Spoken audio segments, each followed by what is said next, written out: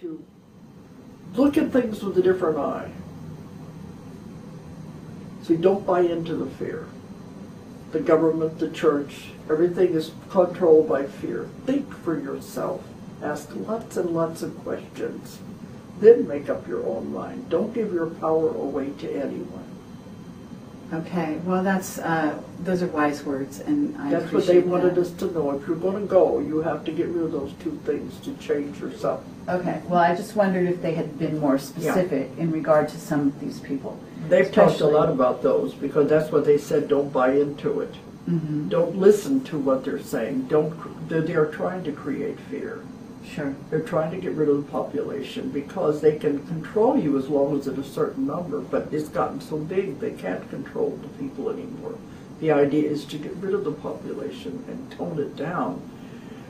And a lot of that is done with what they're doing now. The wars and the food, and definitely this whole crazy swine flu thing. Mm-hmm.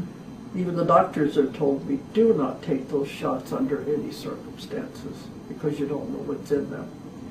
But those people are creating fear. When you create fear, you create a great deal of karma. It's all distraction, folks. It's all done to keep you looking the other way so you don't notice the bars that are being built around your world and the chains that are being attached to your souls. And it's time to wake up to the reality of what's happening here, folks, because the prison door is slowly swinging shut. The real work of humankind, the real point to this existence at this point in history, and the only way to escape this matrix is through the removal of fear. The type of fear that would even cause us to construct institutions as corrupt as governments. We've been led from our path, and the real problem we face in attempting to achieve such a goal as the removal of fear, the real problem we face in this is that there are those in positions of power within these governments who have unfortunately become addicted to the energies that they harvest by perpetuating these fear-based societies. And so they work very, very hard in order to ensure the continuation of their system. And they are, right now, folks, right now they are closing their net. So we very, very much need to remove the fear from our psyche and stand up and address the problems we are facing, because these problems are very real, folks. They're very real. And to address them, we need no guns, no violence, no riots. All we need to do is to come into our power. All we need is one united act of non-compliance. One act, folks.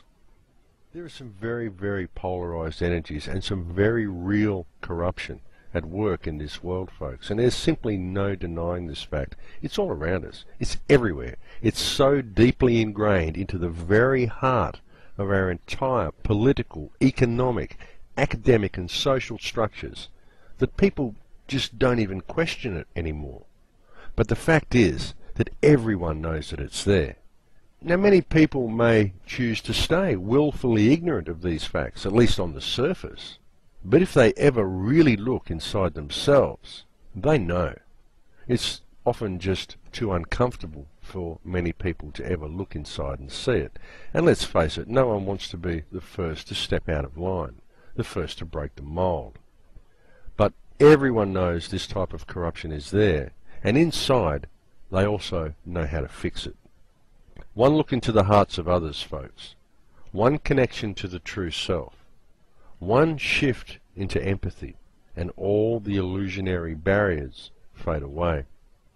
One united act of global non-compliance to this system, one act of silent defiance, one act of unity could be the first step on the way to peaceful and lawful rebellion.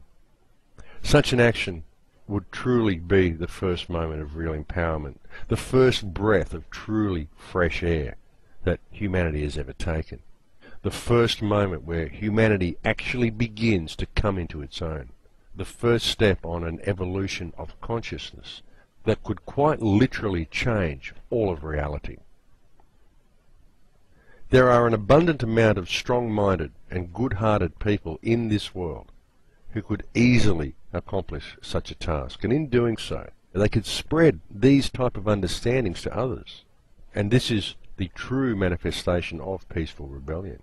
And one may even ask why such a thing has never to this day occurred.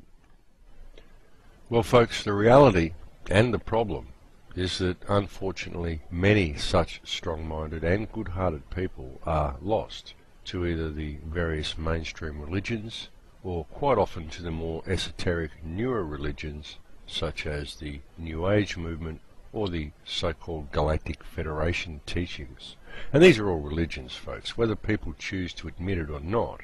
They are religions. I mean, put it this way, and we can get plain black and white about it again, and we can put it into a real perspective, okay? Now, any doctrine or creed or movement that promotes apathy and the concept of waiting to be saved by an outside source, either by a saviour or by ascension or by aliens or even by global cataclysm, rather than teaching people of their own true power and encouraging them to stand up, take responsibility for themselves and address the problems we are facing in the world, is a religion and is no different from any of the other religions. Folks, all such movements are ultimately designed to promote a state of inaction through denial.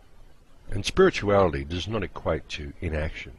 And besides, many of those who claim spirituality, such as many within the New Age movements, are simply conforming to a certain image they have of themselves in their own mind, and are more often than not on the path of false ego than on a path of spirituality. There was actually a rather pungent quote that I read somewhere recently. I think it may have been by Eckhart Tolle, and he said that when we try to live according to a self-image we have created in our minds of being spiritual, we fall into an ego trap, and our consciousness gets lost in a dream of imaginary spirituality. And from my own considerable experience with the New Age movement, I think that quote sums things up rather eloquently. Spirituality isn't about incense and crystals, folks. It isn't about denial or about ignoring the plight of the many who are suffering at the hands of corrupt governments and a corrupt monetary system, and about putting it all down to karma. It's about understanding. It's about realizing and embracing the power of the true self. It's about healing. And as I've said to you all so very many times in the past, there is actually only one self. We are all part of the self. And you're never going to heal the self while ignoring the plight of others. Now, and as I've said so many times before on this program and in my films, everything is energy, folks. Everything is energy, and every soul in projection in this reality is simply one aspect of a single consciousness. We are quite literally trapped within a matrix, within a mathematical construct. This has been well proven by science, and if you think about it, it also goes a long way to explaining a great many mysteries that have puzzled humanity since time immemorial. We have the power to release ourselves from it, though. We can get out of this matrix. We have the power to do this, the power to return to self, to gain all of those wonderful telepathic and so-called fifth-dimensional abilities that many are hoping to gain, and much, much more.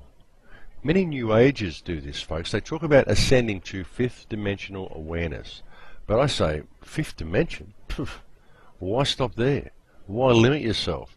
If you really want to ascend to fifth dimension, well, you're missing the point, because there's a great deal more than fifth dimension available, folks. There's everything.